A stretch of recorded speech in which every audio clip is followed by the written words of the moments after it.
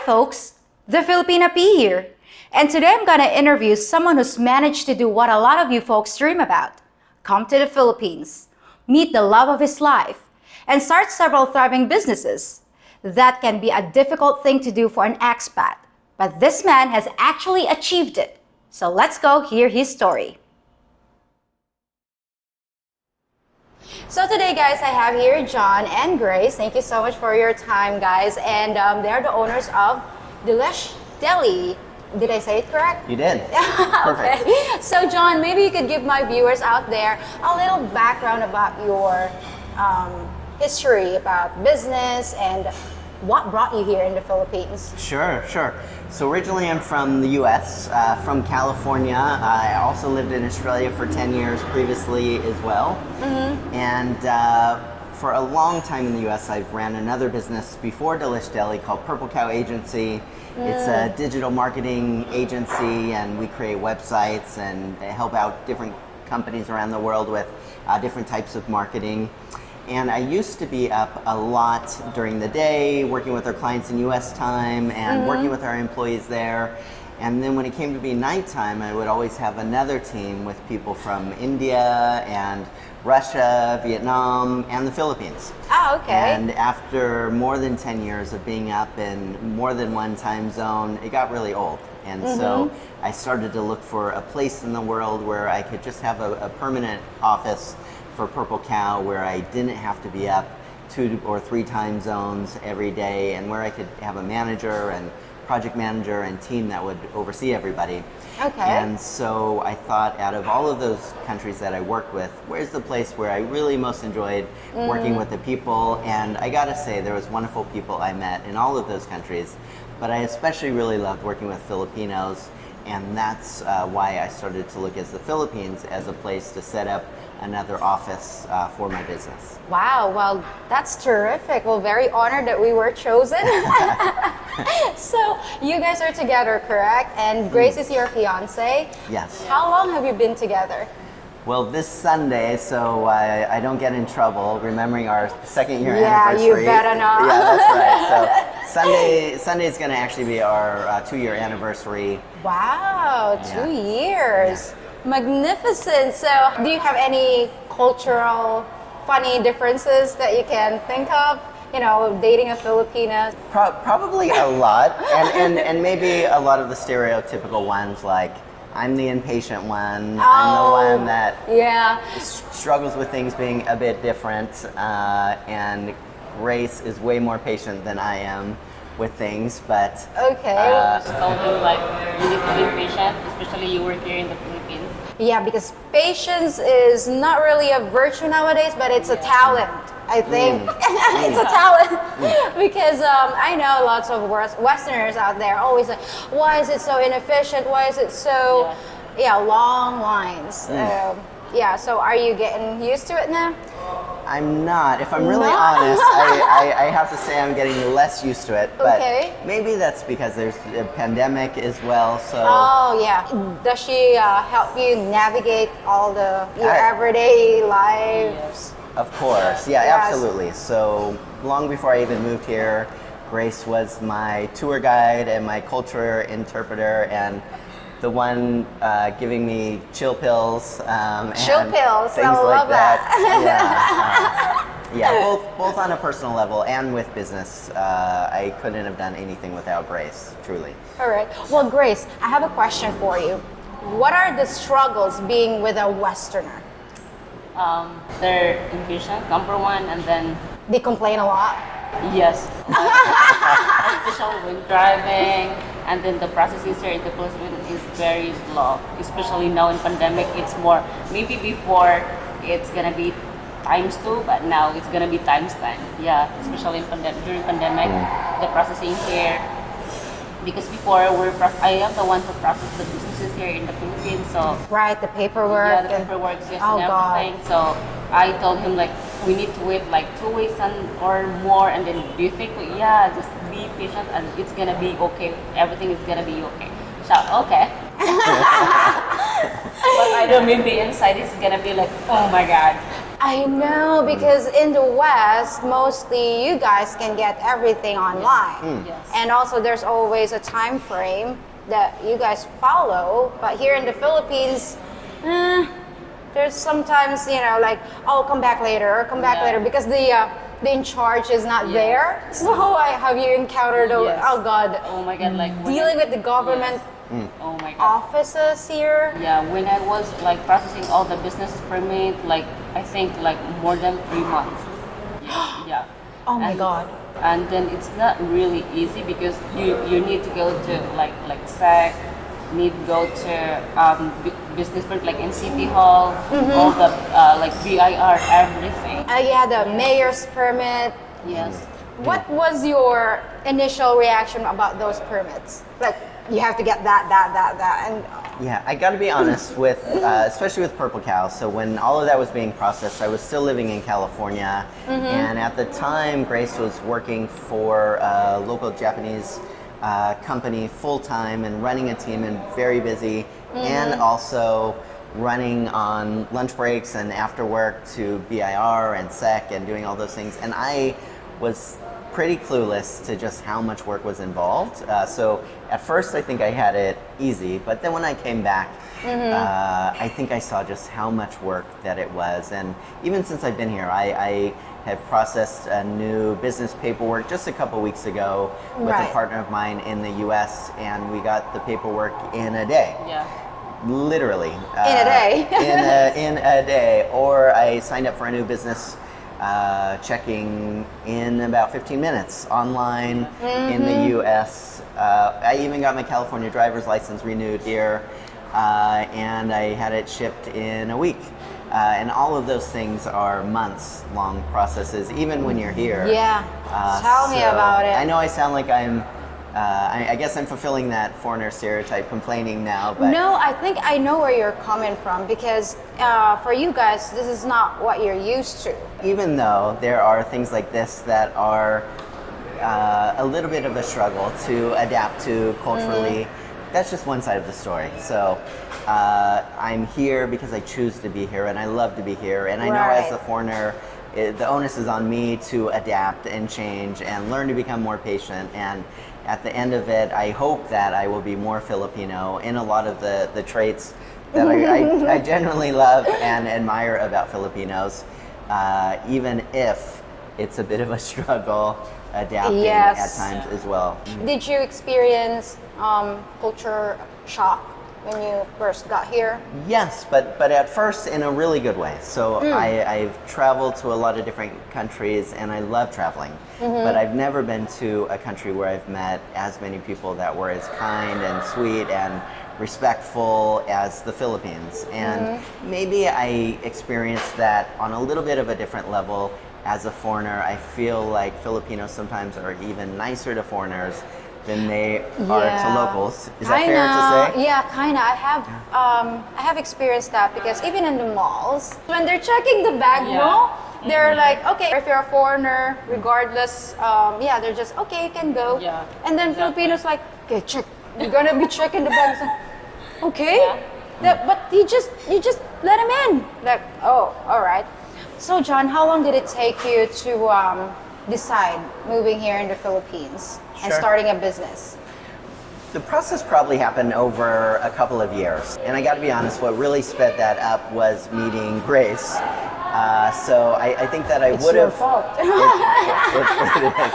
Yeah, So it was meeting Grace that sped up everything. it was. Yeah, Okay. because I think we had strong feelings for each other quickly, but also I saw that she was amazingly hardworking at her job and smart and capable, and I really needed someone that I could trust to start things over here as well. And she really took the ball and ran with it, just in terms of getting everything set up legally and helping me to recruit the team and finding office space and so many Yeah. other things that needed to happen. Without Grace, none of that would have got done when it did. How many businesses do you guys have here in the Philippines? I know you mentioned at least 2, right? Yes, Okay. yes, yeah. So we have 2 here. Purple Cow Agency.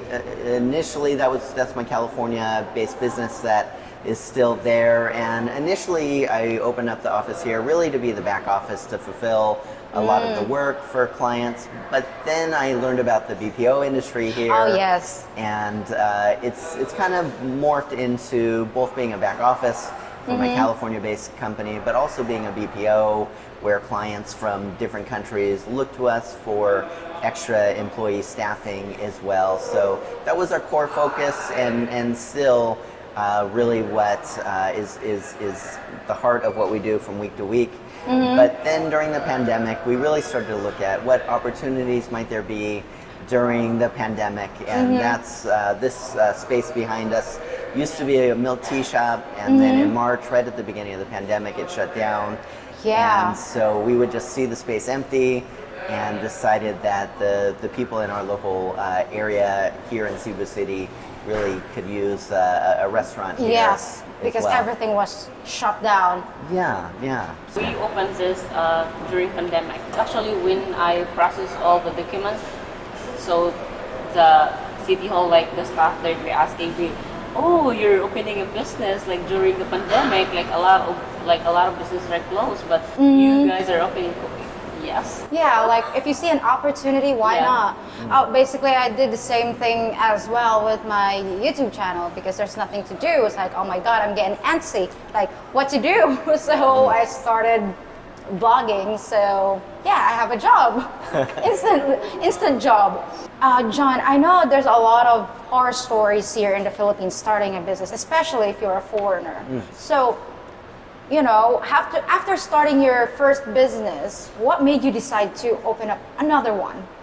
Maybe I'm a little dumb, but apart from that, I think for me, whenever I think people are worried or fearful or stop doing things, especially with business, there's often a lot of opportunity at that time. And so we didn't take the decision lightly. Actually, we looked at a lot of different businesses, laundromats, and I wanted to be the first bald guy that owned a hair salon. We really looked at what would be pandemic proof, and food was one of those things that we knew people still had to eat, you know, even during the pandemic.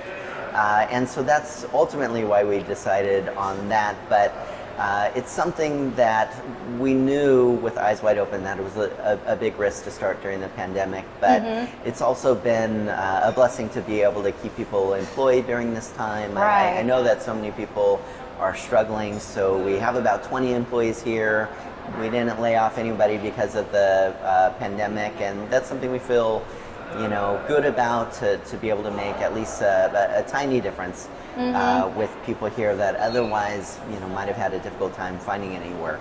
Yeah, and I think in any businesses, you have to be a risk taker. Yes. Was the food industry new to you, or you had previous experiences? Good question. You could tell I have experience eating, but apart from that, I honestly didn't have any experience in the food industry. So we had somebody here, Chef Ken, that was our first employee that we hired, and he is from here, from Mindanao originally, but spent time in the U.S. being trained as a chef, working at places there, and also worked at some great places here as well. So we leaned on his knowledge a little bit. Grace and I have been nonstop trying to learn more and more, and honestly, we still have a lot to learn about the restaurant industry as well. Do you love to cook, Grace? Yes. What's your specialty? Humba. Humba. Oh my God, I love humba. Yes, that's my special. Actually, like all my family, like I have twin sister. Oh. Yeah, and then she always asks me, "Can you cook for me?" I go, "Yeah, okay." John, what type of food do you guys serve here in this restaurant? Sure. Do you target more foreigners or Filipinos? Yeah, honestly, we've been open about 5 months now, and so we've evolved our menu just a little bit over time. So we serve some American foods like great waffles or buffalo wings, God, I love waffles. things like that, BLT sandwiches. We just introduced a great hamburger that's really like a big American-style burger that I think, you know, people are really loving. But we also have a number of, you know, Filipino dishes like Grace's famous humba that people really love here, and ginaling and other foods as well. So we're a little bit of a mix. Yeah, mix. Yeah, we have pork Yeah. chop too. Sisig. Sisig, Yeah, we okay. have sisig. Do you have troubles getting quality ingredients here in the Philippines? Where do you guys get your freshest ingredients? Yeah. So sometimes we go to Landers. Landers? Yeah.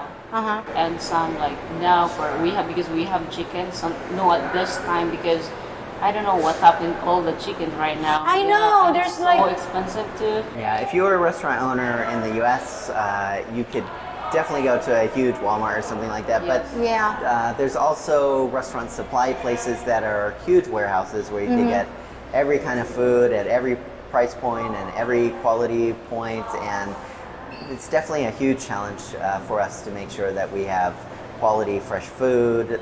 So a couple of my recent episodes on my YouTube channel was just trying to find big potatoes Potato. and quality vegetables for our food, and it's hard. Sometimes I spent whole days just searching local farms to try to find great suppliers, but we Right. could also support local farmers. And after 8-10 hours of driving to small farms all through the mountains near here, come out with nothing. There are potatoes here so small, but Yes, you know there yes. are different kinds of potatoes. Or even just making fresh cut French Yeah, fries, yes. you need bigger potatoes for that. And Yeah, because if it's so tiny. yeah. If you had French fries this big here, it might not be the same experience. So we finally have just found that, but it took us a couple of months of searching to find potatoes that were like bigger than that. Yeah. John and Grace, are there challenges running a business together as a couple? Yes. No, like we make sure like we have time together and we did not like talk about work when we get home. Yeah. Right. We make sure that sometimes we get away. So like sometimes Quality time together. Yes. Does it affect your personal relationship when there is a problem at work? I think if we're not careful, it can. So we always have to remind each other, work is work, our relationship is relationship. And some of those times those lines, especially when we're working long hours together and two businesses, the boundaries could be a bit blurry, so it's something that we have to remind each other of on a pretty regular basis, that we need to make sure that we still have date night, we're still... Date night, Yeah. yes. Movie time. Yeah, Eating time because he likes popcorn. That is one of his favorite. Yeah. Like, yeah, popcorn time. Yeah, rice is life for Grace and popcorn might be life for me, so... That's my favorite snack too. Oh yeah. I love popcorn. So yeah, I think it's definitely just making sure that we're putting each other first about the business, and that we have time at night where we kind of shut everything off and we stop talking about work, because it could really feel natural just to go from working together here at one of the offices we have to heading in the car and we're still talking about work, and then when we get home we're still talking about work. Yes. Yeah. Or we get away for the weekend and we start talking about work. So yeah, I really just think we always remind each other that we have to have time where we Downtime. Yes. Don't look at messages. No phone, yeah. Yeah, but it's something it's fulfilling to actually work with your mate, right? Absolutely, yeah. You spend time together. Yes. Yes. So that's something for me, I got to say, that is one of the many things, but definitely one of the things that I'm really attracted about with Grace, because in the past I always was entrepreneurial and hardworking, and maybe I'm a little bit more traditional, where I always thought it's my responsibility to be the provider and to take care of things, and I never would have expected a partner in the past to be part of business or helping out. But having a partner that is a part of all of life with me, including the business side of it, is really a game changer I think for it's me. rewarding. It is, yeah. I love it. So I'm really grateful that we're able to share all parts of life together and not just some. Grace, if you're going to describe your relationship with John in one word, what would be it? Happy. Happy? Yes. It's That's my good. home. Oh my God, so sweet. Every day is Christmas. Every day is Christmas, every day is Valentine's Day. Yes. Aw, now I feel like the third wheel here. Okay, so question for John. what do you like the least about living here in the Philippines? Yeah, the least. Just one? No, Yeah, I'm really joking. I'm really Yeah. joking. You can be honest. Yeah, probably maybe if I could put a lot of things in one thing, maybe the lack of systems. The word I always hear at restaurants is voila. Voila. Oh yes. Yes. Out of stock, Yeah, sir. out of Voila. stock. Uh-huh. Yeah, it's kind of funny. Like sometimes if we go to the restaurant, like he's gonna ask me, "Oh, you wanna bet?" They're gonna say, "Voila." Voila. That's your favorite word, voila. So John, what do you miss about the West? Like food. Yeah, more than anything, my family. So it's first time I've been away from my kids on Christmas and birthdays and Thanksgiving, things like that. So that that is for sure the hardest. Definitely food, especially Mexican food. Oh yeah. Yeah, There's it's- no Yes, favorite Mexican food here. It's Kind- not really Mexican. It's not really not like I'm used to. I was really spoiled with just amazing Mexican food. But in terms of missing things, it's really the conveniences, the systems, the everything happens a lot quicker and with a bit less stress. But more than anything, family and some good friends as well. Would you guys move to the West or stay here in the Philippines? Yeah, we've talked a lot about that, and I think for the foreseeable future and maybe forever, we will be here the overwhelming majority of the time. But maybe after the pandemic, we'll spend a month, maybe up to 2 months in Vacation. California.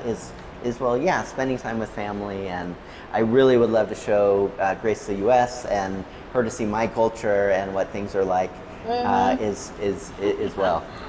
I noticed John has a YouTube channel, right? I do. So does it take up much of your time? It does take up a bit of my time, probably about a day and a half a week now. So, but it's so much fun. So I got to say that it's something I didn't think that I would do. I'm definitely camera shy. Having a YouTube channel, I know that we have to set boundaries about our personal life and also work.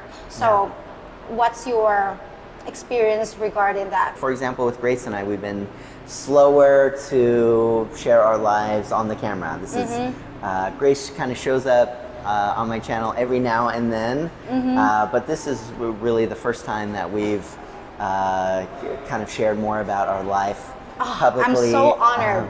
Thank you. Yeah, because same thing with me. I mean, I don't post a lot of things that personal because I like my life, my personal life, to be my business. Yeah, and I think it depends on the content of your channel. Like, Yeah. I think both of our channels are more about maybe issues or covering everyday life or interviewing others.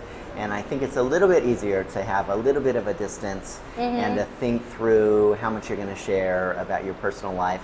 Other channels, they really are about their personal life, and I think it's a little bit harder with those channels. I always have a bit of a tension and struggle thinking through those issues on my vlog. How much do I want to share personally, and how much do I just want to talk more objectively about things? I intentionally wanted to do something that was more life and business focused. Because that's your forte. So, what's your future plans, if I may ask? Chismis? No, just kidding. So, what's your future plans? Yeah. Well, there might be something shiny on Grace's finger to tell some of our future plans. But other than that, I think it's really to just keep enjoying life here, keep growing on the business front, enjoying life together and with family and good friends here. I think that life is really amazing here. Again, I know that I've complained about things, but whenever I talk with friends and family in the US or other parts of the world about the Philippines, I only am really raving about how much I love it here and how much I enjoy the people and the life. Are there inconveniences here? Absolutely. Yeah. Are they frustrating at times? Absolutely. But when I look at all of life, when I look especially at the most important parts of life, which are really relationships and people, I prefer it 100 times more than living in the US and it's really been an honor and a joy to be able to live here for the time that I've been here already, and I look forward to more time in the Philippines for years to come. Well, that was a lot of information, John and Grace. I'm so honored to get the story of this lovely couple. And can you tell my viewers about your YouTube channel so that they can also check it out? Oh, it's kind of you to ask. So my YouTube channel, you could find it at John Smulo TV on YouTube, and it's about life and business in the Philippines as an expat. And I've loved watching your channels, and would love to have any viewers that would like to hop over, say hello as well, and let me know you found me from P as well. Yeah, because you guys are gonna get a lot of information when it comes to starting up a business here in the Philippines and how to do it right with John. Well, thanks for the tour and the interview, guys. And mind if I order something for lunch? Of course. All right, perfect. Well, I'll see you guys soon, and I hope you're having a good day over there. Amazing people. So, bye for now. Bye. Thank you so much. Well, despite the usual adjustments that all expats face, it sure sounds like John and Grace have found their nirvana right here in the Philippines. It is possible to start a successful business in this country, if you know how. On that note, many of you are wondering how John can own a corporation in the Philippines without being married. It turns out that John was the first person in Cebu to take advantage of a new law passed in 2019 that allows foreigners to own 100% of a business through an OPC, or one-person corporation. If you have any questions about it, John says you're welcome to contact him directly. It could be something that you might be able to use as well. So that's it for today's episode, and you'll only have a few days to wonder what I'm cooking up next. Till next time, folks.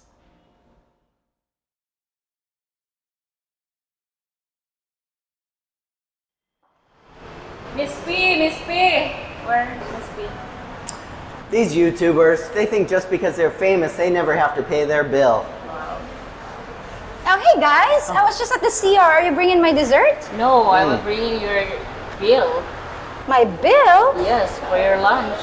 But I'm a famous YouTuber. You can't charge me. Oh, wow. Wow. No way. See what I mean? This is not good.